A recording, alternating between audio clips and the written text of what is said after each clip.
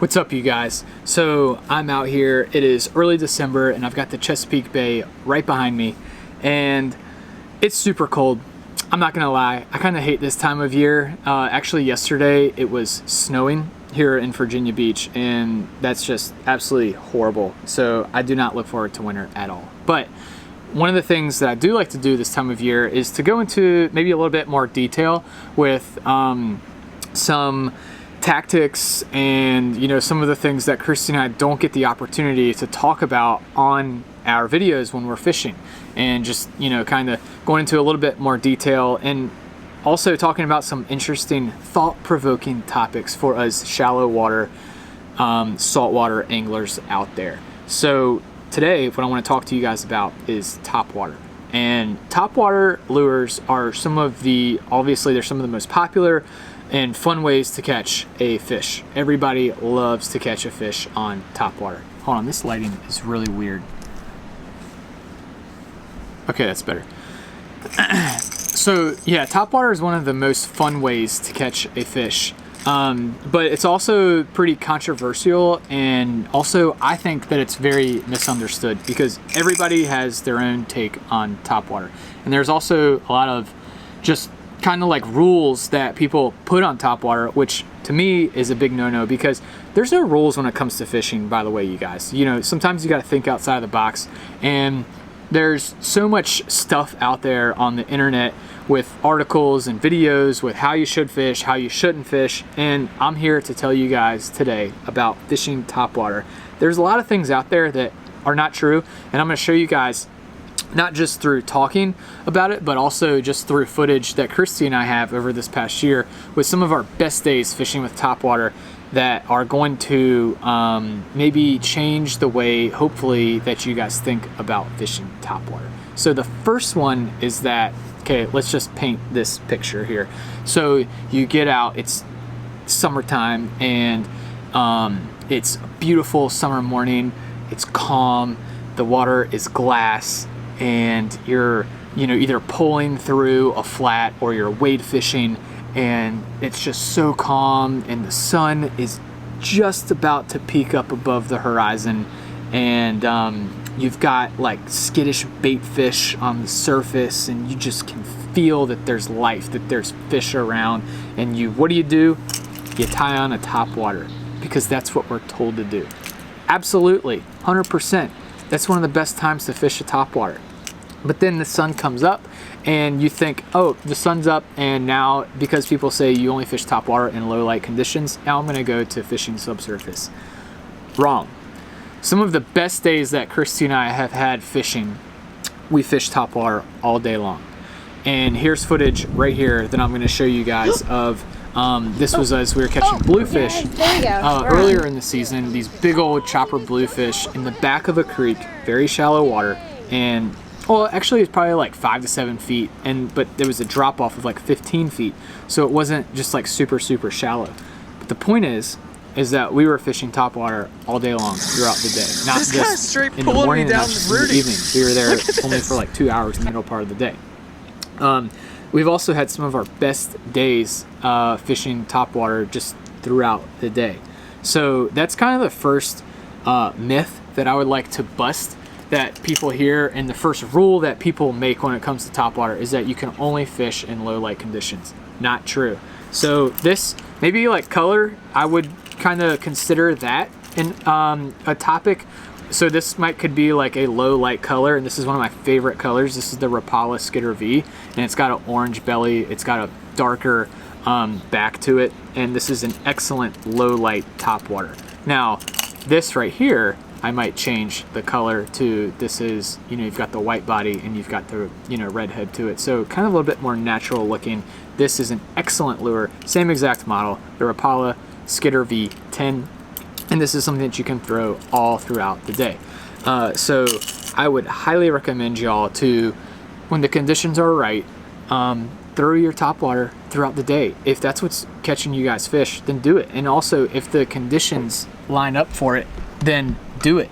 Then fish the topwater throughout the day. Don't let people, just because, like people say that you only fish topwater in the morning and at dusk. No.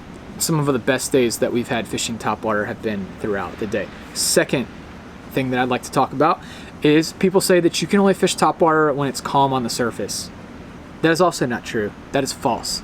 And here's footage of Christy and I fishing for stripers. Christy's locking me out. So here's footage of Christy and I fishing for stripers in, where were we? Stone Harbor, New Jersey, with one of the top shallow water inshore striper guides on the East Coast, Captain Dan Schafer of Insomniac Guide Service. And, you know, Captain Dan, he makes those bottom sweeper jig heads that Kirsty and I use for sheep's head, but he is renowned as one of the top striper anglers, and he fishes topwater really in kind of when it's like nasty out. Like we were fishing in almost like white cap conditions, and we were using these chug bugs right here, and these were getting it done, and we were using topwater. So one of the things that you want to keep in mind is if you're using, this is the Rapala Skidder V, and this has the walk the dog kind of zigzag motion to it. So if your topwater is not able to have the intended motion for it, then probably don't want to do it. That's why we were fishing these chug bugs, and it's not side to side. You can walk it, but we were doing more of just front, just pushing water and creating a splash, and we were getting bit like crazy on some striped bass. So yeah, a lot of people say that you can only fish topwater in glassy conditions. Not true. And to add to that, one of the things that Christy and I learned this past summer fishing the Neuse River for the big bull drum is that Captain Mitchell Blake with Fish IBX Charters, he says that those redfish, you're fishing sometimes in the middle of the Neuse River and it's 15-20 feet deep. Those redfish might be in the middle part of the water column, middle to upper part of the water column, which is still 5 to 10 feet below the surface. But when you're fishing those popping corks, that noise is what's going to draw those fish's attention to the surface, and that's what they're going to come up and obviously eat your lure. It's the same thing with topwater. So just kind of think about that when it's choppy conditions, sometimes the topwater is an effective tool to draw more strikes. So just some other kind of tips for you guys, that when you are fishing topwater, some people say, fish a steady cadence. So it's walking the dog, steady cadence, steady cadence. But I've never seen a fish that's like been on the run from another fish that just swims at the same speed. So that's where change up your tempo. So sometimes you go 1, 2, 3, 4, 1, 2, 3, 4, 1, 2, 3, 4, 1, 2, 3. I sound like I'm playing music, but you guys get the point. Sometimes you're not just fishing a steady cadence back to the boat. I'm not saying you're not going to catch fish that way. I'm just saying that it's going to be more realistic when you have a little bit of like sporadic cadences throughout your retreat. You're working it like this, 1, 2, 3, 4, then add a little tick, tick, tick, tick, tick, 1, 2, 3, 4, just to make it look like it's kind of, your bait's really skittish, and that's what's also going to draw strikes.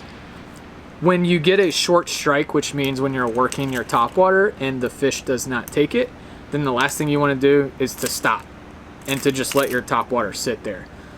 Sometimes people do that, and hey, if it works for you, great. But here's footage of me right here, and we were fishing for those bluefish, and it's like when you see them strike it, you want to speed it up, because then again, that's like, that just entices the predator fish to strike at that bait again. There he is. You on? Did you get off? He's getting it.